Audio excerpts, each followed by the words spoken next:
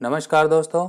आज हम बात करेंगे राहु और बृहस्पति दोनों का मेल हमारी कुंडली में अगर हो तो ये किस तरह के रिजल्ट देता है। आज मैं आपके सामने जो है 1942 और 1952 के जो पेजेस हैं जहाँ पर ये सारा का सारा मेंशन है पेज नंबर के साथ, आज मैं आपको ये डिस्कशन करने वाला हूँ।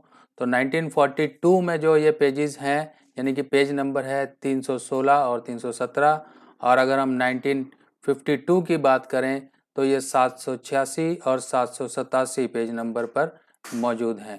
तो आपके पास अगर ये दोनों बुक्स हैं तो आप ये जो है देख सकते हैं और साथ ही साथ आप भी खुद पढ़ सकते हैं। बाकी मैं यहाँ पर आपके सामने कुछ पढ़कर और इसके बारे में कुछ एक्सप्लेन करने की आपके सामने कोशिश करता हूँ।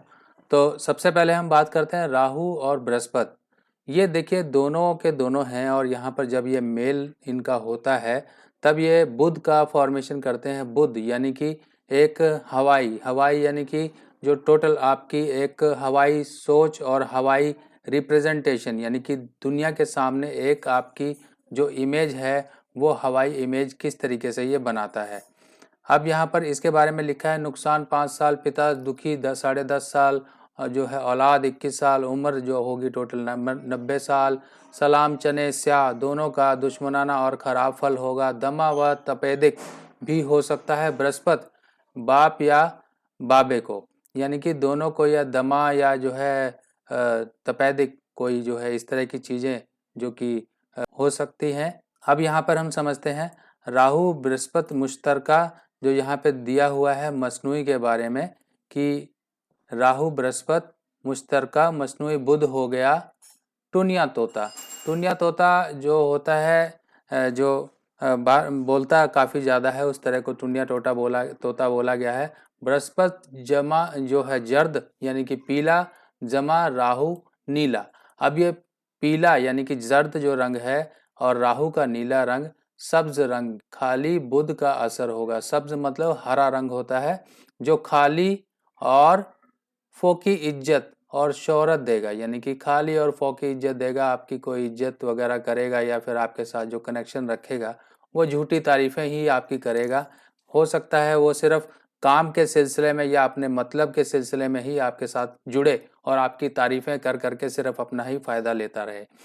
राहु हाथी के सिर की लहर तो बृहस्पति उसकी पेशानी होगी, यानी कि अगर राहु जो है हाथी, क्योंकि राहु को हाथी माना गया है, राहु अगर हाथी के सिर की लहर है जो वो जो सिर जो होता है उसके अंदर की लहरें यानी कि उसके अंदर क्या सोच उठ रही हैं वो सब चीज़ें हैं। और बृहस्पति उस हाथी की पेशानी, पेशानी यानी कि माथा, दोनों मुश्तरका यानी कि इकट्ठे होने की वजह से हाथी का सिर दो तुर्बों की शक्ल में बट गया।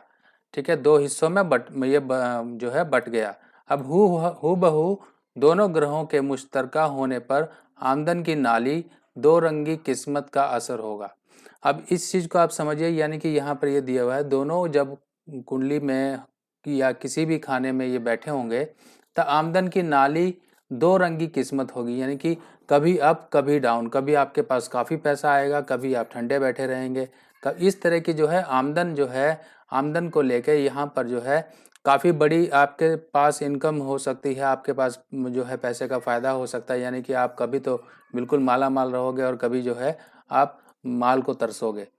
ये लाइन जो है, या जहाँ हो ना हो बृहस्पति बोल पड़ता है, जिस जगह राहु हो बृहस्पति चुप होता है। यानी कि जब राहु के साथ बृहस्पति होता है तो बृहस्पति चुप होता है। इसका जो है यही है मेन रीज़न, यही है कि अगर राहु बेवकूफ़ है तो यहाँ पर बृहस्पति जो है ज्ञान है, और ज्ञानी आदमी हमेशा बेवकूफ़ों के आगे बहस नहीं करता है, चुप ही होता है। अब यहाँ पे फकीर की कुटिया में हाथी यानी कि राहु फकीर को तंग करता है, इसलिए बृहस्पति ने राहु को संभालने से इनकार किया और चुप ही हो गया। अब यहाँ पे समझ चुके हैं कि जो है हाथी एक फकीर, ये फकीर यानी कि बृहस्पति फकीर की कुटिया में अगर जब राहु जो कि हाथी है अगर घुस गया तो उसको संभालने की वजह, क्योंकि फकीर जो है अपने जो है ध्यान वगैरह में रहता है, इन सब चीज़ों से कुछ लेना देना नहीं है, क्या मार पिटाई क्या कुछ करना है, सब कुछ उसे कोई मतलब नहीं है, उसे तो सिर्फ कैबी ताकत से जुड़े रहना ही उसे मतलब होता है।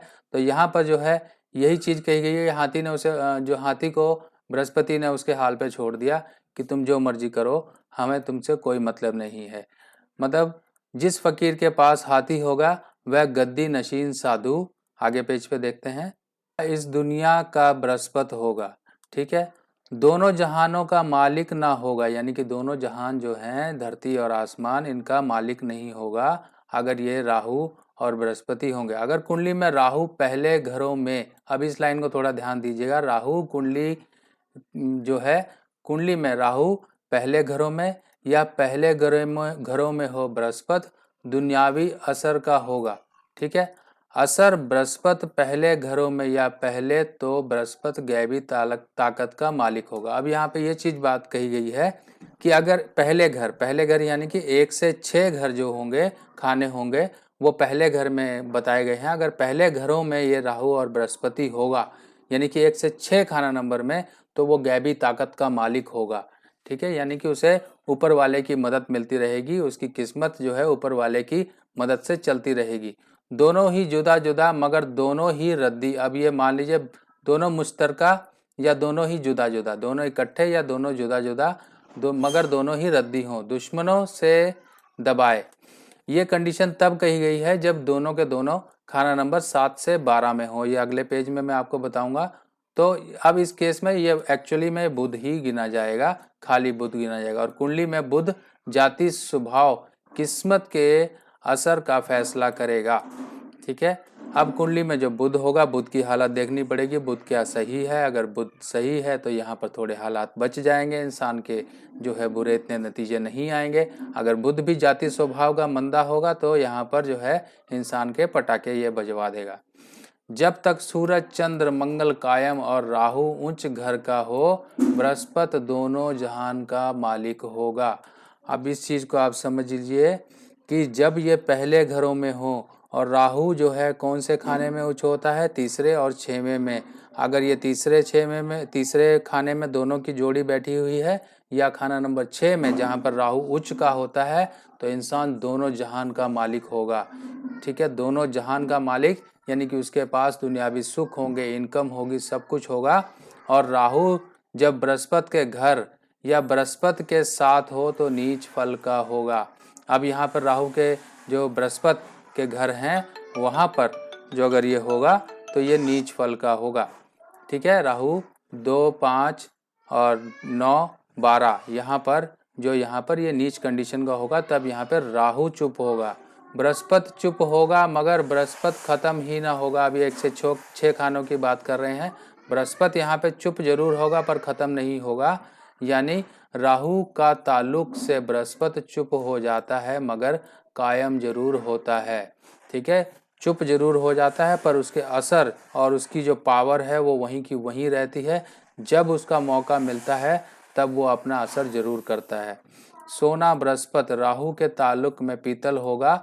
बृहस्पति को चंद्र की मदद मिल जावे तो दुश्मनों को मार लेता है। अब ये चीजें हैं कि सोना यानी कि जो बृहस्पति है राहु के ताल्लुक में पीतल होगा। ठीक है, पीतल ऐसा पीतल जिसपे जब पानी लगता है या कुछ होता है तब ये कंडीशन इसकी ठीक हो जाती है। यानी कि सोना जो होना चाहिए था, बृहस्पति को जो सोना होना चाहिए था, मगर वो राहु के साथ होने की वजह से सोना सोना ना रह के पीतल हो गया। मगर यहाँ पे चंद्र की अगर मदद मिली, ठीक है ना, चंद्र की मदद यानी खाना नंबर 2 से मिली, इसके खाना में बैठ गया, जैसे कि खाना नंबर 2, 5, 9, 12 में चंद्रमा आ गए, तब यहाँ पर जो है चंद्र की मदद मिल जावे तो दुश्मनों को मार लेता है। यानी कि ऐसा इंसान जो है जिंदा दिल होता है और अपनी ताकत अपने दम पर जो है दुनिया पे फतह हासिल करता है।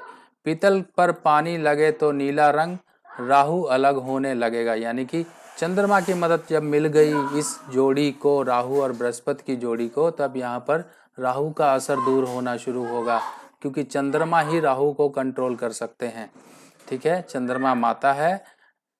अब आसमान या राहु 2 की बजाय 1 ताकत का कर देगा। ठीक है, यानी बृहस्पति राहु के साथ आसमान के ऊपर हुआ तो गैबी ताकत का मालिक, अगर आसमान के नीचे हुआ तो दुनिया की तरफ हुआ तो गृहस्थी गुरु होगा। अब ये दोनों चीजें बोली गई हैं खाना नंबर 6 और मतलब 6 तक खाना नंबर जो होंगे और खाना नंबर 7 से लेके 12 तक। यानी कि अगर वो खाना नंबर 6 तक होगा तो वह गृहस्थी दुनियावी जो चीज़ें होंगी उन सब का मालिक होगा, उसके ऊपर वर्ल्डली प्लेजर्स और सारी शानो शौकत वगैरह सब कुछ होगी। गर्जे की चाहे राहु के साथ होने पर आसमान नीले रंग वाला बृहस्पति को सिर्फ एक तरफ का मालिक कर देगा और दूसरे हिस्से के लिए बृहस्पति चुप होगा। मुख्तरसन जैसा कि बृहस्पति राहु मुश्तरका कुंडली के खाना नंबर, ये देखिए यहाँ पर ये लाइन आ रही है, 1 से 6 में इकट्ठे बैठे हों तो बृहस्पति दोनों जहां का मालिक होगा। ठीक है, अगर खाना नंबर 7 से 12 में बैठे हों तो सिर्फ दुनियावी गुरु होगा, रूहानी ताकत का मालिक ना होगा। खाना नंबर 1 से 6 तक बृहस्पति और राहु का जो एक जोड़ है वो इंसान को दुनियावी ताकत जो है रूहानी ताकत यानी कि ऊपर गैबी ताकत बहुत देता है। ऐसे इंसानों की कही हुई बातें बहुत सच होती हैं, दूसरे लोगों को ये सजेशन बहुत अच्छे देते हैं। इनके सजेशन दूसरों के लिए संजीवनी बूटी का काम करते हैं, यानी कि अगर किसी को ये सजेशन दें तो उनके काम 100% बनते हैं। और 7 से 12 में हो तो ये सिर्फ दुनियावी गुरु होगा, यानी कि दुनियावी एक फोकी शोहरत और फोकी नाम जिसकी कोई वैल्यू नहीं होती। इंसान जो है स्ट्रगल करता है अपनी लाइफ में हर चीज़ को पाने के लिए, चाहे वो किसी के साथ रिलेशन हो, चाहे वो कॉन्टैक्ट्स हो, चाहे फ्रेंड सर्कल हो, कुछ भी हो। यहाँ पे 7 से 12 खानों में इसका असर नेक नहीं माना गया है। अब यहाँ पर हम बात कर लेते हैं उपायों के बारे में, क्योंकि यहाँ पर इसको हम समझेंगे, साथ ही साथ हम अगली पेजेस में भी समझेंगे कि यहाँ पर कैसे ये उपाय के बारे में बताया गया है। देखिए ये जो है इन ग्रहों के मंदे असर के वक्त केतु के उपाय से राहु का मंदा असर दूर होगा। अगर केतु भी मंदा हो तो लड़का नालायक हो। अब यहाँ पे केतु की मदद कैसे लेनी है, केतु की मदद के लिए हमें जो है 2 रंगे पत्थर की यहाँ पे बात की गई है, यानी कि जिसे हम सुलेमानी हकीक भी बोलते हैं या फिर हम जो है लहसुनिया भी बोलते हैं, जो कि केतु के जेमस्टोन है। ठीक है, 2 रंगा पत्थर भी अगर जो लोग अफोर्ड नहीं कर सकते वो 2 रंगा पत्थर हकीक डाल सकते हैं, सुलेमानी हकीक। तो चंद्र की उपासना या माता की मार्फत चंद्र का जो उपाय मदद देगा। अब यानी कि चंद्र की उपासना, चंद्रमा को यहाँ पे हमें स्ट्रॉन्ग करना है। चंद्र की उपासना, चंद्र को सही करें, चंद्र से संबंधित उपाय करेंगे, माता की मार्फत की तरफ से, माता की तरफ से चंद्र का उपाय मदद देगा। यानी कि माता से आप चांदी की डब्बी में चावल मोती वगैरह लेकर और उसके आशीर्वाद के रूप में वो चीज़ अपने पास रखें, तो ये यहाँ पर राहु का मंदा असर जो भी कुछ होगा वो धुल जाएगा। अब यहाँ पर जो है, अब इसके अलावा एक और उपाय है, जौ अनाज दूध से धोने के बाद दरिया में चलते पानी में डालने से सोने से राहु की स्याही को धो देगा। ठीक है, सोने की जो ऊपर जो बृहस्पति जो कि राहु के एक जो धुएं से कैद हो रखा है, जिसने सोने के ऊपर एक नीली स्याही फेर रखी है, उससे बृहस्पति चंद्रमा की मदद से धुलेगा। जो अनाज दूध से धोने के बाद दरिया में जब आप डालोगे तब ये चीज़ें और ही ज़्यादा आपके लिए अच्छी और ही बिल्कुल अच्छी साबित होंगी। अब हम नेक्स्ट पेज पे चलते हैं और वहाँ पे देखते हैं कि क्या चीज़ें और लिखी गई हैं।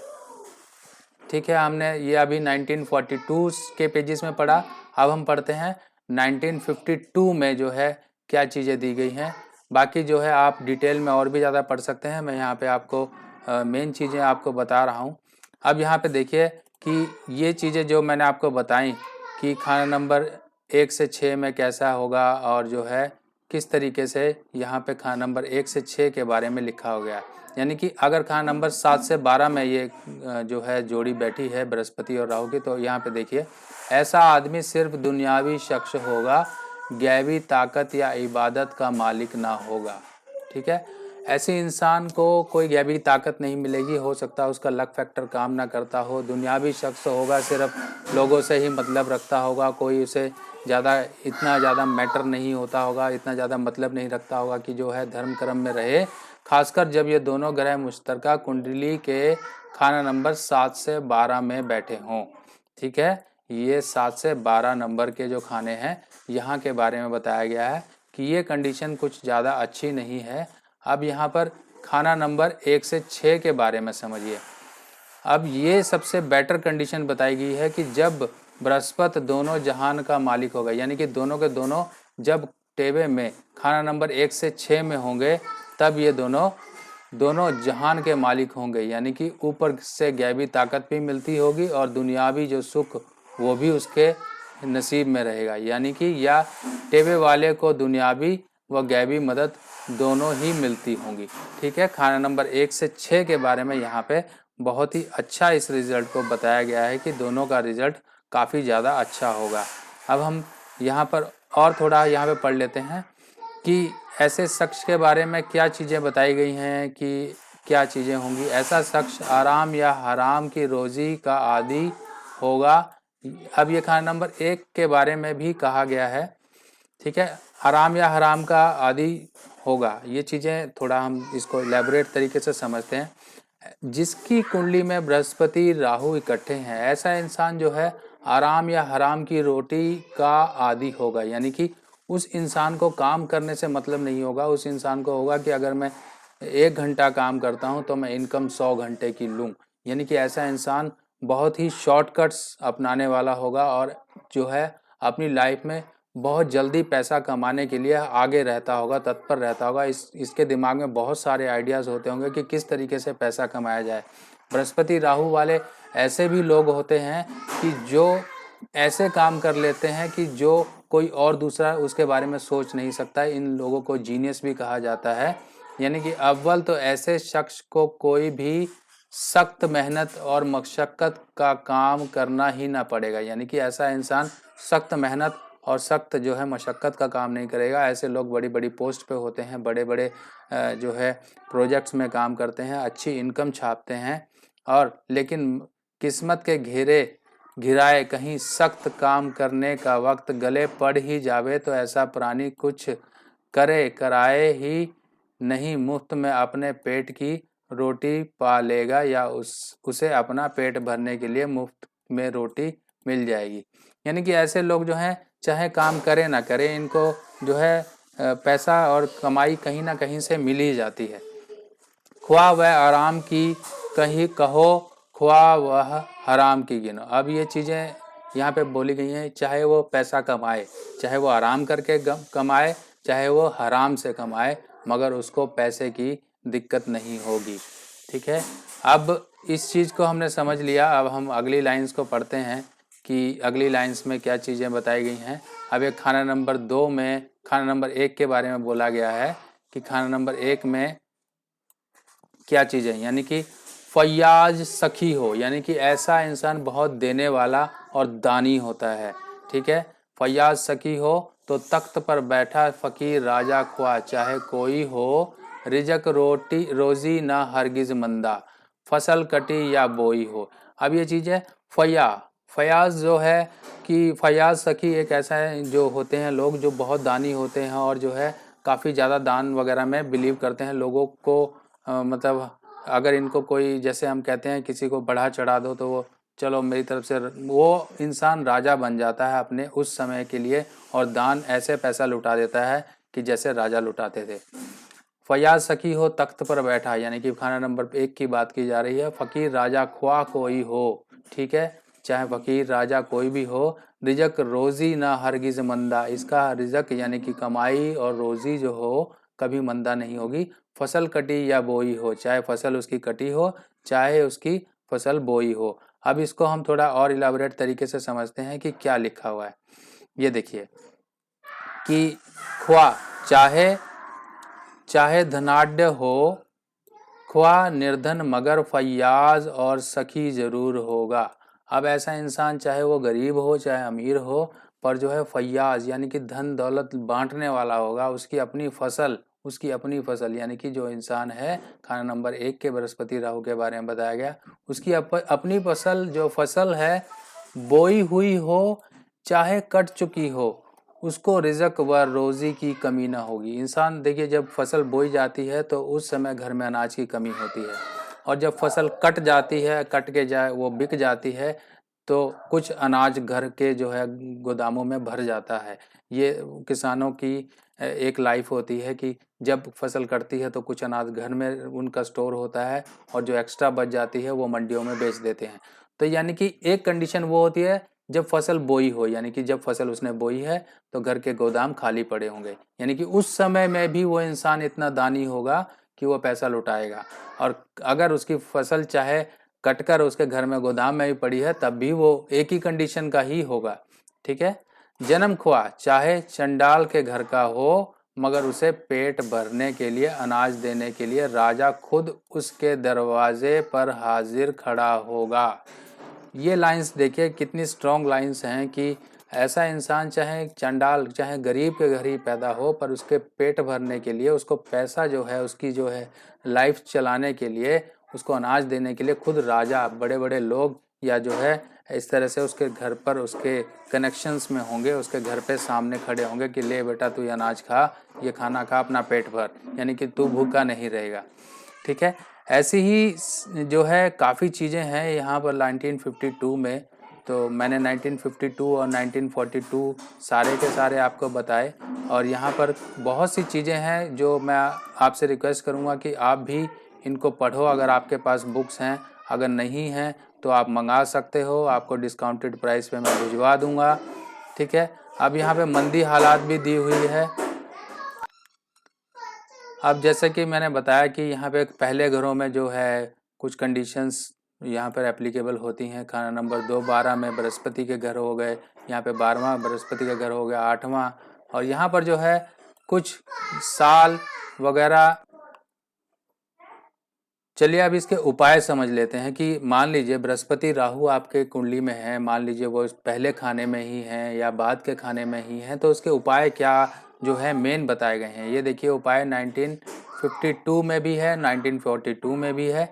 तो यहाँ पे मंदी हालात के वक्त, यानी कि जब आपके जो है लाइफ में प्रॉब्लम्स आ रही हैं और राहु और बृहस्पति का आपकी कुंडली में जो है कंजंक्शन और जोड़ है, तब इस केस में केतु के उपाय से राहु का मंदा असर दूर होगा। यानी कि जिस्म पर सोना, ठीक है, जिस्म पर सोना मदद देगा। अगर केतु भी मंदा हो तो लड़का नालायक हो, तो चंद्र की उपासना या माता की मार्फत से जो उपाय हम करेंगे उससे जो है हमारी लाइफ यहाँ पर ठीक होगी। माता से हम चांदी की डब्बी में चावल और मोती और आशीर्वाद के रूप में ले सकते हैं, और जो है जौ को जो है दूध से धोकर जो है जल प्रवाह कर सकते हैं। केतु के स्याह व सफ़ेद, यानी कि ब्लैक एंड वाइट, स्याह मतलब ब्लैक और सफ़ेद जो सफ़ेद वाइट कलर हुआ, रंग के नगीना की अंगूठी को हर रोज गाय के जूठे पानी से, इसको नेक्स्ट पेज पे हम समझते हैं। यहाँ पे पहले समझ लीजिए केतु की जो चीज़ होगी ब्लैक एंड वाइट कलर की, यानी कि 2 रंग की जो नग होगा, नगीना होगा, उसे अंगूठी में हर रोज गाय, यानी कि गाय को शुक्र कहा गया है।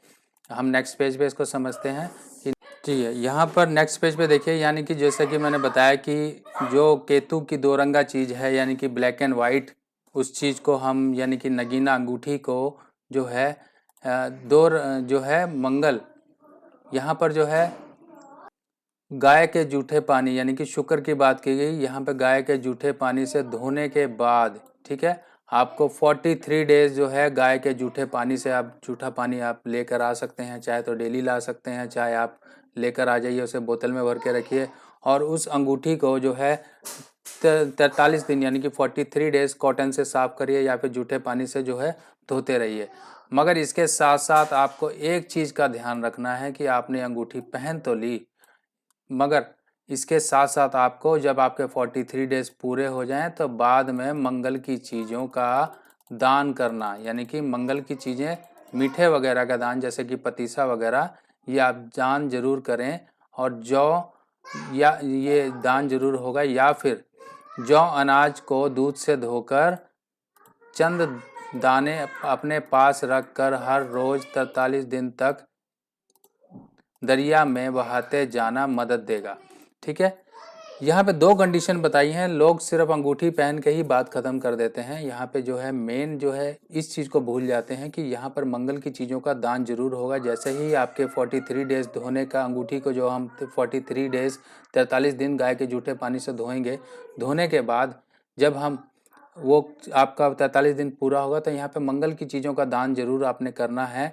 या फिर इसके साथ साथ एक एडिशनल उपाय बताया गया है कि जौ होती है, जौ को दूध से धोकर, ठीक है, दूध से धोकर कुछ जो आपने दाने हैं, यानी कि जो दाने आपने धोए, उन दानों को अपने पास रख लीजिए और हर रोज जो है उसमें से कुछ दाने जो है जौ के जो धुले हुए हैं उनको दरिया यानी कि नदी नहर में आप जो है बहाते रहें। यहाँ पर ये उपाय ज़रूर होगा, तभी आपकी वो अंगूठी वगैरह जो आपने पहनी है तभी काम करेगी। तो आई होप दोस्तों आप लोगों ने बहुत जो है मैंने आज इसको इलाबरेट तरीके से बताया, फिर भी काफ़ी चीज़ें यहाँ पे रह गई हैं। तो मैं यही चाहूँगा कि आप अपनी किताबें खोलिए और पढ़िए, और कोई कन्फ्यूजन होती है आप फीडबैक, कमेंट्स और सजेशन मुझे ज़रूर दीजिए। बाकी जिनके पास किताबें नहीं हैं 1952 या लाल किताब के पाँचों संस्करण जो वो नहीं हैं, वो लोग कांटेक्ट कर सकते हैं, अपना एड्रेस वगैरह दे के मुझसे किताबें मंगवा सकते हैं। आपके घर पे एड्रेस पे किताबें भेज दी जाएंगी। बाकी मैंने अपनी तरफ से प्रयास किया जितना मैं दे सकता था। इस छोटी सी वीडियो पोस्ट में सभी चीज़ें मैं नहीं डाल सकता था। बाकी मैं सिर्फ आपसे ये रिक्वेस्ट करूँगा कि आप पढ़िए और जो है इस नॉलेज को और ज़्यादा बढ़ाइए। बाकी नेक्स्ट वीडियो में फिर मिलेंगे, तब तक के लिए आगे दीजिए। नमस्कार।